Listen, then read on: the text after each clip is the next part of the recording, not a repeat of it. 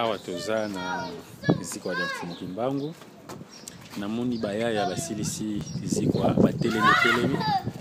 yango nalingi natuna bango soki baza na message ya kopesa na ba téléspectateurs yaya okoki ko se présenter ngai kombo na ngai ya Mbemba Ndongala wandubula Kikonko donc wana eza bobiso kwa na se présenter donc nde tovuti andela bomona to sisi zikwa sikoyo donc message na ngai za kake toza na fête le 4 juillet pour nous célébrer Mama Kimpavita ya Kimpavita wa sa ki tour na kata mboka Congo donc vous invité moi na tout ya Congo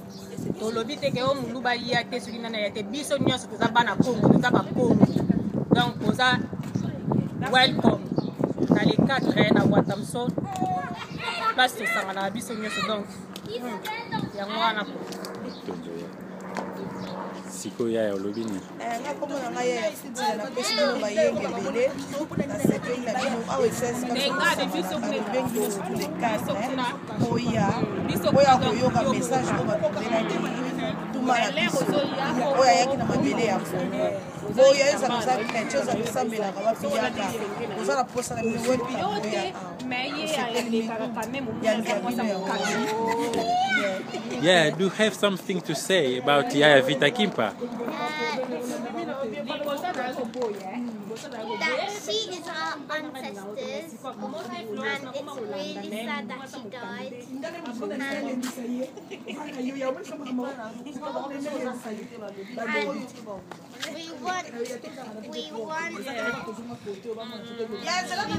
of us to bless her.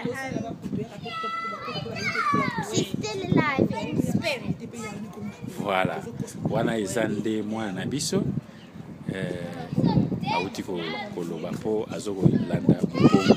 nzela ya bakoko na biso matondo ya alona moni susu ya lumengu awa okoki kopesela nini yango ezoko leka awa bino bozoko sololaka awa na moni ezaka nkinzi ya Vita Kimpa mutelo olobeza te sito sala ya bape tobenga ba Congolese nyonso ata okendaka Buddha ata okendaka Islam ata okendaka catholique donc oyo ezali bokoko na biso nyonso azala fier ya kozala avec identité na ye biso mpe tozalaka fier ntango ke tozokomibenga toa ba Congolaise donc Congolaise wana ezaka mponaka identité te ti spiritualité na biso fo totiaka mwana épreuve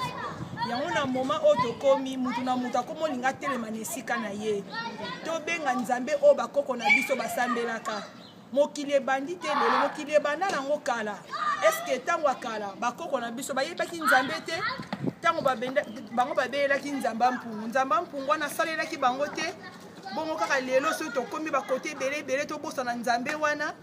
yango tosengaka tobosana nzambe mpungu te na moment oyo tobenga mpe na bana nyonso ya Congo baya le 4 juillet awa na zika mfumu kimbangu mpo tobimi deja tookende na biso bandako baya tosangana na bango elongo tosala mosala kikulu na biso matondo ebele ingeta donc babengi bino oyo akozanga a etali ye mais en tout cas ngai nakoya na ngai mato